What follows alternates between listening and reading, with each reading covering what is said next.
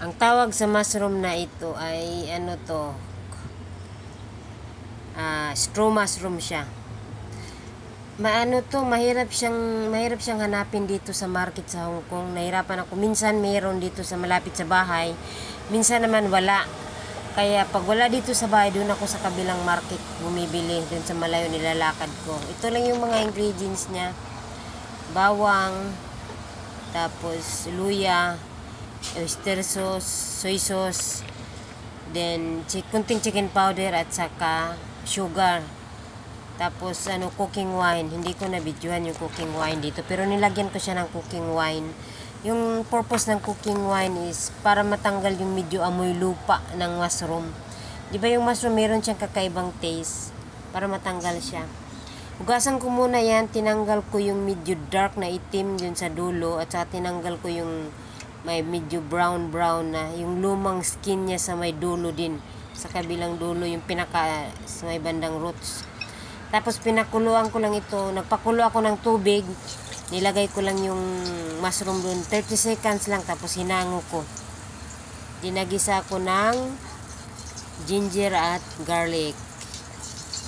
Tapos inalo-halo ko lang hanggang sa mag-brown. Pag medyo lumalabas na yung amoy niya at saka brown na siya, pwede mo nang ilagay yung mushroom mismo, yung mushroom, pwede mo na siyang ilagay. Then saka mo siya lagyan ng saka mo siya lagyan ng wine. Dapat pag maglagay ka ng wine, yung cooking wine, malakas yung apoy. Kasi pag hindi malakas ang apoy, nandyan yung taste niya, nandyan yung taste na alak, nandyan, hindi mawawala. Dapat malakas ang apoy siya. Tapos haluin mo lang yan, haluin. Yung ganito yung pagkahalo niya, yung parang hinahalo ka ng jowa mo.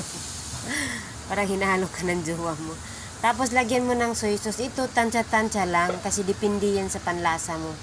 Dito sa kasabay, hindi sila mahilig sa strong taste. Lagyan mo lang ng oyster sauce, soy sauce, then yung chicken powder at saka sugar. Ikaw nang bahala sa panlasa mo kasi magkaiba naman tayo.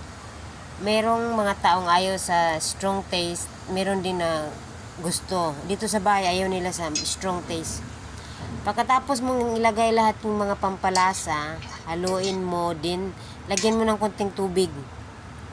Lagyan mo ng konting tubig siya, tapos takpan. Hayaan mo lang siya pakuluin hanggat sa maluto yung mushroom.